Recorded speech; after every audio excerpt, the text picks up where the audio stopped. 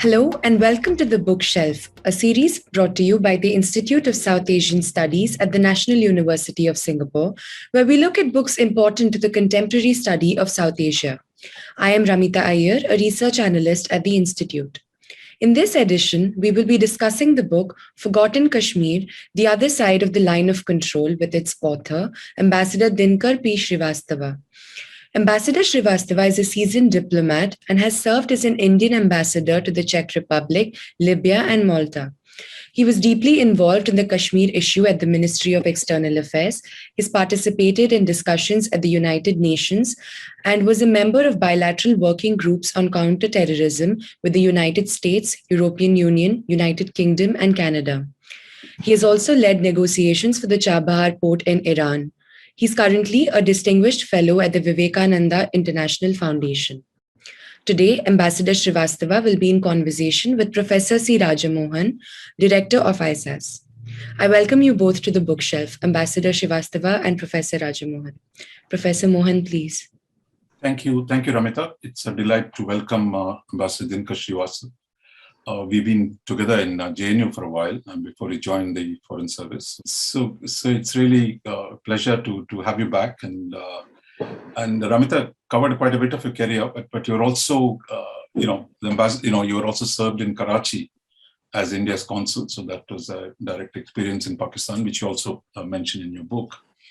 Now, Dinkar, I want to begin by, saying that the subject that you've chosen is a very emotional one in the subcontinent. There's so much of national energy, emotion, and passion associated with the Kashmir question. And within that, of course, even less. While the passion is very high, knowledge, of course, is not is so common on the subject in across the line of control in either side. And then within this. Kashmir itself, there is the question of what Pakistanis call Azad Kashmir or India called Pakistan occupied Kashmir. There is even a more complex story. I think to quote Churchill, perhaps it's an enigma wrapped in a mystery inside, a more complex kind of a structure that is, a riddle within a riddle that we have in this particular part of Kashmir. So why did you choose this particular section of this particular issue to write this fairly long, comprehensive, and very very detailed and impressive book? I chose the other side of the line of control precisely because so little is known about it, and I got this inspiration because I've served in Pakistan. And what was amazing was that even Pakistanis know very little about it. So that's the reason I chose the subject. And then I made things more difficult for myself to decide to base myself almost entirely on Pakistani sources because, I'm an Indian diplomat, ex-diplomat. So it was a conscious choice. I have used hardly... I think there are just 4 references in an entire book based on Indian sources. The rest are Pakistani sources or UN literature. No, that was my second question on the Pakistani sources, because as I said, there's so much of passion associated with the subject. Each country has its own narrative, but I think to look at Pakistan's own narrative and the problems with it. That was probably a good choice. But did you have enough access to material to do this kind of detailed work? I have based myself mostly on primary sources. Mm-hmm. This includes memoirs written by principal actors in the drama, starting with Akbar Khan, who led the so-called tribal invasion while he was a serving officer of the Pakistani army. I have used material from Shahab Nama. Qutubuddin Shahab, ICS, served as the head of the presidential secretariat under 3 presidents for 11 years. And he himself was from Kashmir. So he had a particular, attachment. And he went as first Secretary General of POK when the government was formed. But again, because the Shahabnama is entirely written in Urdu, it's probably difficult for others, but since I know Urdu, and the last, I have very extensively used POK Constitution, 13 amendments of that Constitution, Gilgit-Baltistan order. These are all, government orders, so there cannot be at least, any doubt about the veracity of facts. So excellent. I mean, that makes the book, it's not just the, usual Indian argument, but really trying to understand the Pakistani argument as well. Look, there are many paradoxes when we come to Kashmir, and one of them, you go into great detail in the book. The widely held assumption is that, look, Pakistan is for plebiscite in the Kashmir, the whole of Kashmir, state of Jammu and Kashmir, and that India is opposed to plebiscite.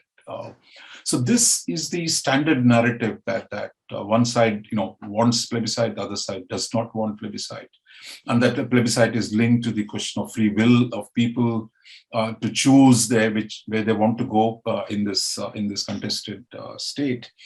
But in your book, I mean, you talk about, look, there were times when India actually was ready to accept plebiscite, but Pakistan, you suggest, was never really accept the plebiscite. So why is it that?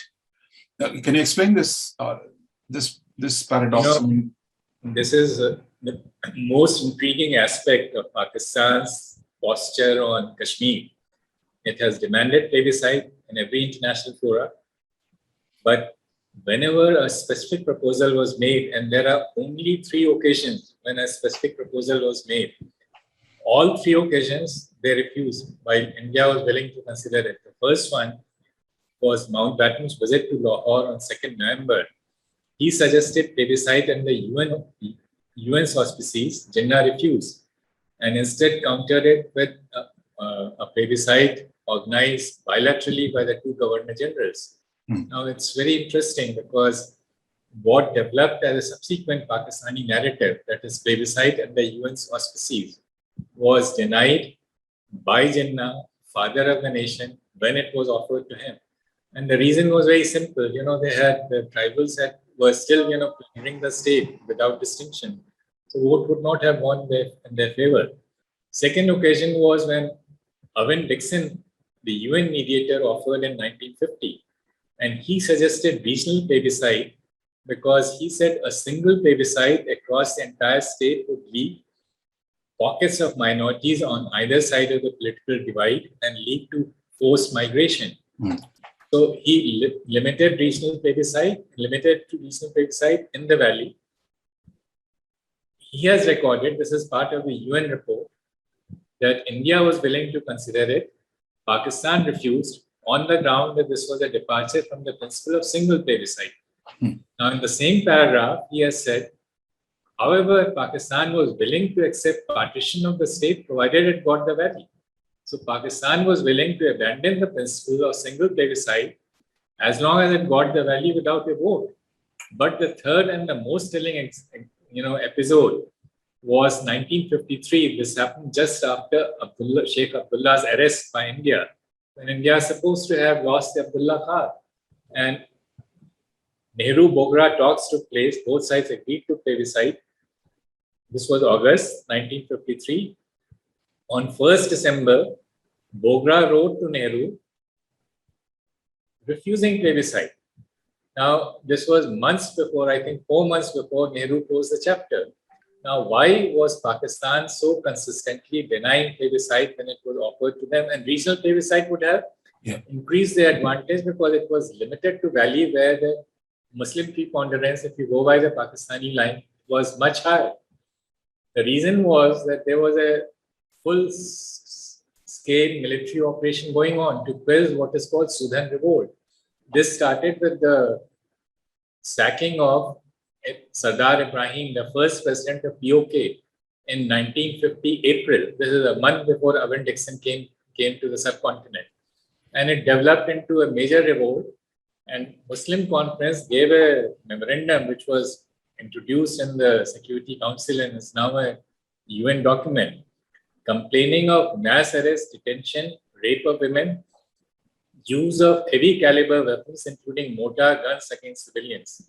So with such disturbed conditions, how could Pakistan, afford plebiscite? See, similarly, there is coming to the question of constitutional changes that you go into great detail on the kind of constitutional changes Pakistan has brought about. So India too, India too has changed a whole lot of things over the last many decades, starting from Nehru's period itself. So why is it that the Indian constitutional changes have got so much international attention, and while the other side again, is it the same problem, same part of the same inability of India to be able to, either justify its own case or to say, look, changes have taken place on both sides? Because after all, in 70 years, no place, however contested it is, can remain static in its pure original form of 1947-48. As I said, we are very bad at telling our story, but there is, more direct reason. There is complete transparency on the Indian side. So whether you have, the Delhi Accord, or you have the adoption of the state constitution by the state assembly in 57, which drew a lot of criticism, it was all in public glare. On their side, till 1974, there was no constitution. Yeah. So they escaped, and they have been very, Pakistan has not mentioned this POK in Pakistan's constitution. So the control mechanism is built into POK's constitution, and this is one reason why they have escaped scrutiny. Now, one last point I'll make. There's a very interesting one. There are 3 articles in Pakistani constitution which somehow there's Article 257 which mentions Kashmir, that when people of Kashmir have decided to join Pakistan, which means they are only contemplating one option, not a real self-determination.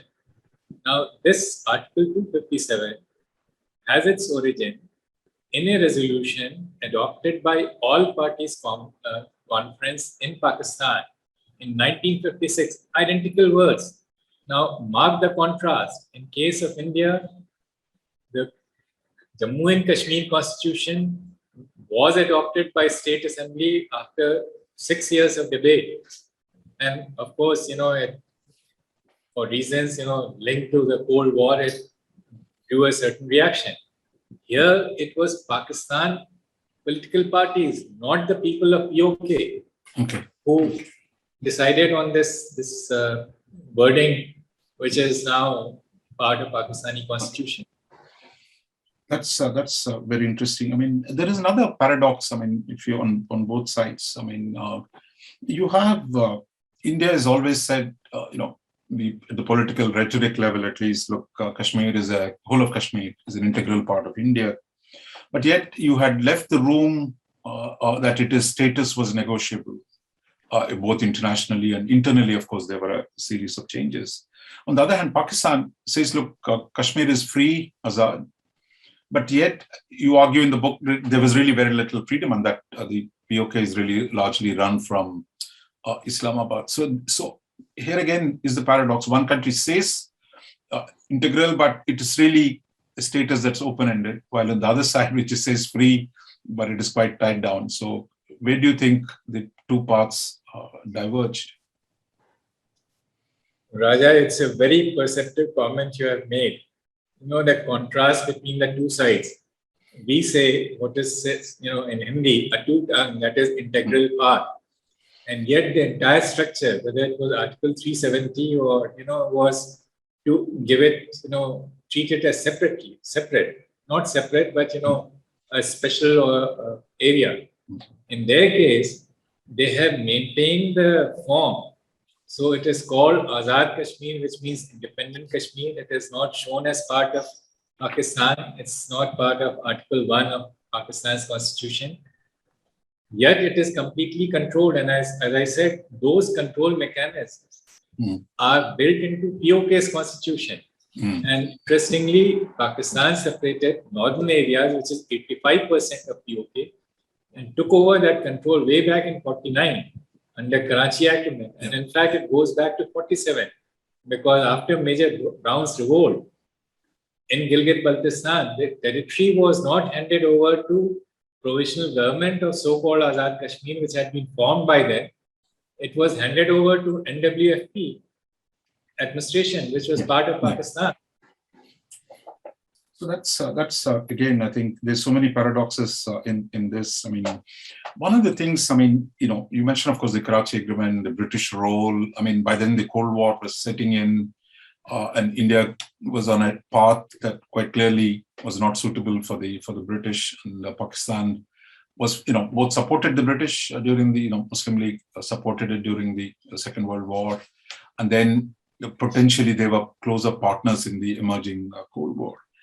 So how much do you see the Cold War geopolitics that shaped the way things happened in Kashmir? Briefly, I mean. Cold War geopolitics influenced UN Security Council resolutions on Kashmir. So except for the first couple of resolutions, that is UNCIP resolution of August 48, the balance shifted completely. And that was linked to the tilt towards Pakistan, first by the British, and then the British managed to convince the Americans. And then coming to now, where India was, the Soviet Union came to India's side. So in a sense, more, it became a messy international, the impact of the international coalition balances on Kashmir. But generally, we always tell ourselves and the world it's a bilateral issue between India and Pakistan, Kashmir. But China is clearly a factor, right? I mean, I think you have two chapters in your book, the chapter 6, where you talk about China in Pakistan, as a Pakistan-occupied Kashmir, and then you have chapter 20, which talk about the CPEC. So it was never a bilateral thing, right? I mean, China is clearly a party to the dispute. Why is it that Delhi always says it's bilateral? Well, actually, it is trilateral in a fundamental way. And you touch on some of the things like water resources. You touch on Pakistan's interest in corridors, etc. China is not a party; it is an interloper, and it came in the early 60s, and that coincided with the phase of worsening of India-China relations. But you are right that since then it has embedded itself into this equation, and its role is expanding as its footprint in Pakistan increases. And today it's going to be the biggest investor in Gilgit-Baltistan or northern area. In fact, the Chinese investment in Gilgit-Baltistan dwarf its investment in Gwadar. It's more than 14 to 16 billion dollars Gilgit-Baltistan and POK together, while Gwadar is just around $900 million. Recently, there was a scholarship which has dug into the contacts between the not the People's Republic of China, but the Republic of China that preceded the PRC. Contacts between the governor of in Xinjiang of the Republic of China, getting in touch with the Emir of Hunza as India was moving towards partition. Second World War was coming to close, so they were, because it was from a nationalist Chinese perspective, here was a border that was on the other side, and they were making some historical claims for it even at the time, and looking to see if the Emir had an option to beyond India, Pakistan, whether they can join them. And in the 63 agreement as well, I mean, the Chinese support for the agreement they had, bilateral agreement, it's really conditional on future settlements, right? It's not a done deal.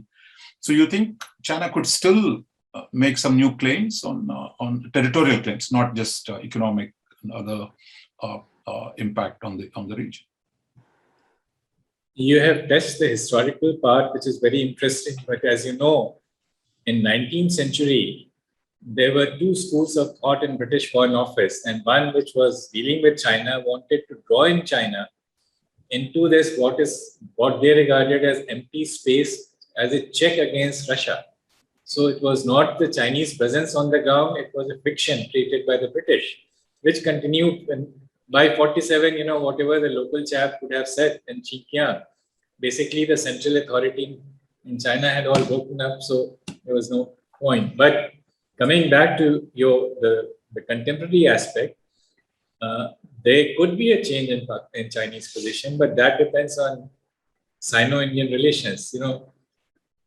The Pakistan policy is a subset of their policy of containing India. But coming towards, as we running out of time, I mean, you in your book you quote Faiz Ahmad Faiz, the great poet of Pakistan and South Asia as a whole, who suggested that look, that eventually, because it's now already 75 years, it will soon be 75 years since partition and independence. Are we going to fight, or India and Pakistan going to fight another 25 will be in a 100-year war?